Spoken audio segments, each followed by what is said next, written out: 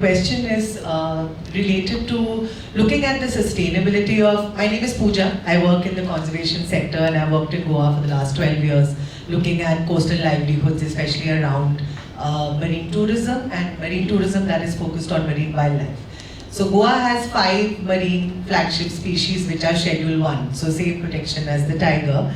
And my question is looking at overall ocean economy sustainability, that means including sectors like tourism, fisheries. Shipyard is not the only sector, right, that has to grow or sustain. It's also not the only sector that employs people locally or migrant. So from that lens, my question is that we have a high rate of dead and injured marine life that are reported across Goa's coast. It has one of the best reporting networks in India. And my question is whether it's oil spill response, whether it's guidelines for sectors, whether it's improving trust deficit. Is there some sort of thinking or strategic thinking around how do we bring the related governance agencies together?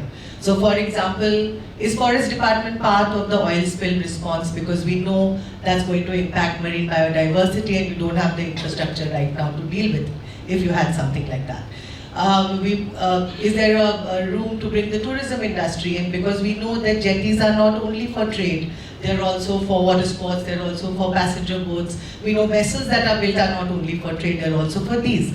So my question is, what in the panel's opinion, and anyone can take this, is being done or should be done to bring fragmented governance together and have a cohesive strategy for the state?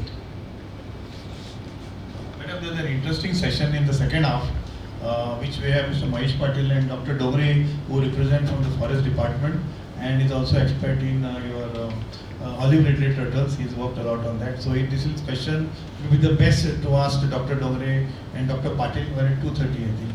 So they will surely be able to answer this question. Because we are here for shipbuilding. I'll just make one small point. You said olive red turtle. There's a place in Morjim, you must be knowing, which is now fragmented, it is kept separate, and there is a ban on sound there. Okay, I have got a lot of representations coming from that area, from hoteliers. You know, their business has gone down because they are not allowed to make any sort of sound during the day. So here what is sustainability comes to into play. There's an outright ban on all this hotel making noise for the full day. So what we suggested that do a resurvey, find out the actual hatching areas, and those areas can be met.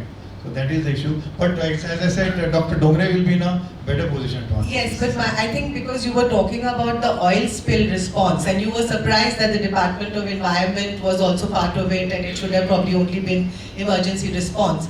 And to that point I'm asking that these kind of disasters will not only impact human activity, it will also impact biodiversity, which India has to protect. It's a federal law under which these animals are protected or the habitat is protected. So my question is more in terms of our response strategy. Are we training and equipping these departments as well to cope with these types of situations? As you said, forest, your tourism, as well as the fire, and all the departments are included in this particular, and they are being trained. They have been sent to some place in Noida, I think, for training.